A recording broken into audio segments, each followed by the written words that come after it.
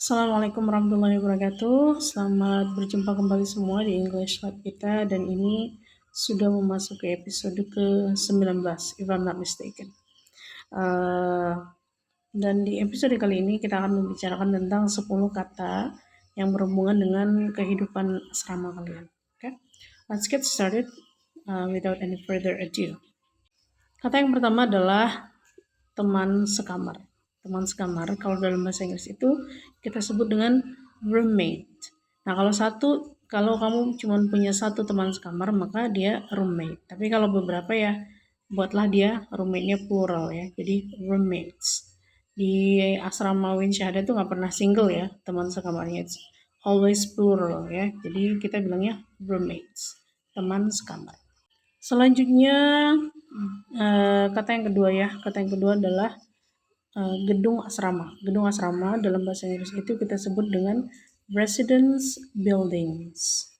Sekali lagi ini karena plural dia maka kita taruh S di belakang ya. Jadi residence buildings, gedung asrama.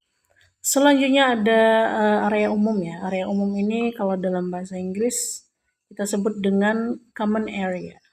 Jadi common area itu contohnya di konteks Winchada itu adalah kutab. Jadi apa-apa tuh banyak acara tuh banyak dilakukan di situ. Itu namanya common area. Yang keempat sekarang ya. Yang keempat ada aturan asrama. Aturan asrama itu kalau dalam bahasa Inggris kita sebut dengan dormitory rules. Dormitory rules ya, aturan asrama. Ini bisa apapun, bisa peraturan bahasa, bisa peraturan ibadah, bisa peraturan yang berhubungan dengan disiplin-disiplin lainnya gitu. Pokoknya peraturan, dormitory rules. Kata yang kelima. Nah, ini mungkin sering jadi pertanyaan ya. Musyrifah itu bahasa Inggrisnya apa sih gitu ya. Jadi dalam bahasa Inggris musyrifah ini kita sebut dengan RA. Kepanjangannya adalah resident assistant ya. Resident assistant. Jadi next time kalian ditanya sama ini misalnya sama orang siapa yang mengawasi kalian di asrama, misalnya kalian bilang saja, "Oh, we were being supervised by our resident assistant." Gitu ya. Yang keenam sekarang. Jadi kalau kata yang keenam kayaknya ini aja ya, peralatan tidur. Peralatan tidur itu kalau dalam bahasa Inggris kita sebut dengan bedding set. Peralatan tidur. Di situ ada bantalnya, ada gulingnya, ada spraynya, ada kasurnya, ada selimutnya. Nah, itu semua kita sebut dengan bedding set.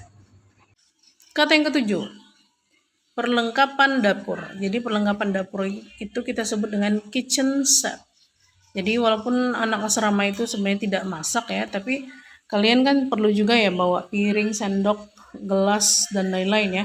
Nah, itu kita sebut dengan kitchen set. Bagaimana dengan perlengkapan mandi? Nah, perlengkapan mandi sama saja. Kita tambahkan aja set di belakang, jadinya bathroom set. Gitu ya. Bathroom set. Perlengkapan kamar mandi gitu ya. Bukan perlengkapan mandi lagi sih, nah artinya memang, tapi dia kalau kita bilang bathroom set ya orang akan tahu bahwa kamu maksudnya adalah mungkin membicarakan sabun, odol, gosok gigi, ini type of brushes you want dan lain sebagainya. Nah, berbicara tentang kamar mandi di asrama kan itu semua dibagi ya, tidak pernah ada orang yang dapat satu kamar mandi untuk satu orang, semua di share gitu. Nah, kalau kita mau bilang bahwa kamar mandi ini adalah kamar mandi bareng gitu ya sama yang lain, maka kita bilangnya shared bathroom. Shared bathroom sama dengan dapur. Jadi kalau kalian misalnya mau bilang ini dapur bersama gitu, bersamanya itu kita sebut dengan shared kitchen. Shared kitchen. Selanjutnya fasilitas mencuci. Fasilitas mencuci ini kan bisa termasuk tempat tempat nyucinya, jemurannya atau tempat nyetrikanya gitu. Nah, itu semua kita sebut dengan laundry facilities. Fasilitas mencuci itu, fasilitas laundry. Selanjutnya, space tempat yang sering kita sebut dengan lobby di asrama, especially asrama E E3, 2, dan 1, ya, tempat saya bertugas. Nah, tempat yang sering kita sebut dengan lobby itu juga bisa disebut dengan study lounge, ya. Study lounge, tempat belajar, ya. Nah, ini yang terakhir deh ini ya, bonus karena sudah melewati 10 vocab sebenarnya. Vocab yang ke-11 adalah jam tenang.